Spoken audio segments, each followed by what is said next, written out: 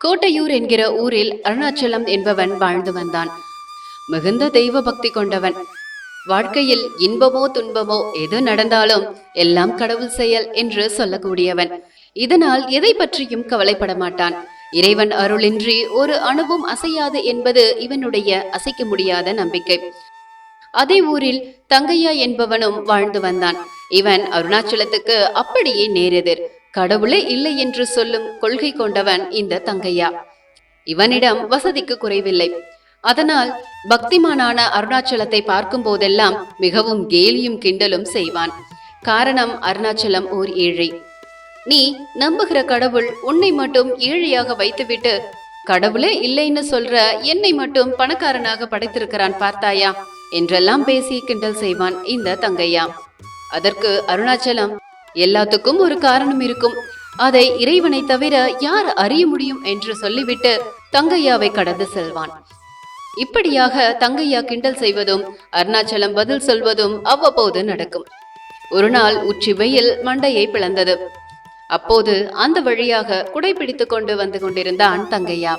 குடை வாங்க வசதி இல்லாத அருணாச்சலம் வெயிலில் வியர்வை வழிந்தோட நடந்து வந்து கொண்டிருந்தான். அவனை கண்டதும் தங்கையாவுக்கு ஏகத்துக்கும் சந்தோஷம். வழக்கம் போல் அருணாச்சலத்தை வம்புக்கு இழுத்தான். என்ன அருணாச்சலம், வெயிலில் வேர்க்க விறுவிறுக்க எங்க போயிட்டு வர?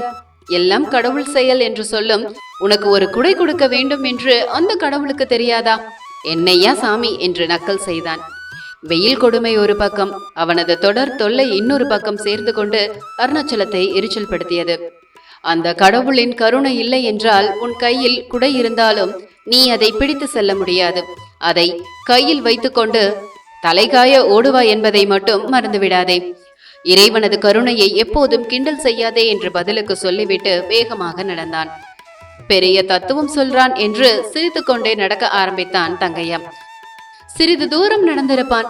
எங்கிருந்தோ ஓடி வந்த வெறிநாய் ஒன்று திடீரென்று அவனை துரத்த ஆரம்பித்தது. உயிர் பயத்தில் ஓட்டம் பிடித்தான் தங்கையா. நாயோ அவனை ஓட ஓட துரத்தியது. குடையை பிடித்து கொண்டு ஓடுவதற்கு சிரமமாக இருந்தது. அதனால் கையில் இருந்த குடையை வீசி எறிந்துவிட்டு ஓட்டம் பிடித்தான். வெறிநாயிடம் இருந்து தப்பிப்பதற்குள் தங்கையாவுக்கு போதும் போதும் என்றாகிவிட்டது. அப்பொழுதுதான் அவன் மனதில் அருணாச்சலம் சொல்லிவிட்டு சென்ற வார்த்தைகள் நினைவுக்கு வந்தன.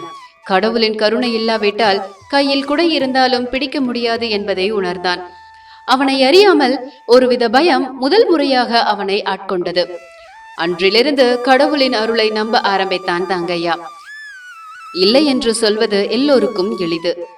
இருக்கும் என்று ஒருவர் சொன்னால் அதை அவர் நிரூபித்தே ஆக வேண்டும். அதனால்தான் கடவுள் இல்லை என்று சொல்பவர்கள் இன்னமும் இருந்து கொண்டிருக்கிறார்கள். இந்த கதை பிடிச்சிருந்தா லைக் பண்ணுங்க, ரொம்ப பிடிச்சிருந்த நண்பர்களுக்கும் ஷேர் பண்ணுங்க. இது போன்ற சுவாரஸ்யமான கதைகளை தொடர்ந்து கேட்க நம்ம ஆன்மீகம் ஆனந்தம் சேனலை மறக்காம சப்ஸ்கிரைப் பண்ணிட்டு பெல் நோட்டிபிகேஷன் பட்டனையும் ஆன் பண்ணிக்கோங்க. அப்பதான் நாங்க போடுற ஒவ்வொரு வீடியோவும் நோட்டிபிகேஷனா உங்களை உடனுக்குடன் வந்து சேரும். மீண்டும் இன்னொரு ஆன்மீக கதையோடு சந்திப்போம். நன்றி, வணக்கம்.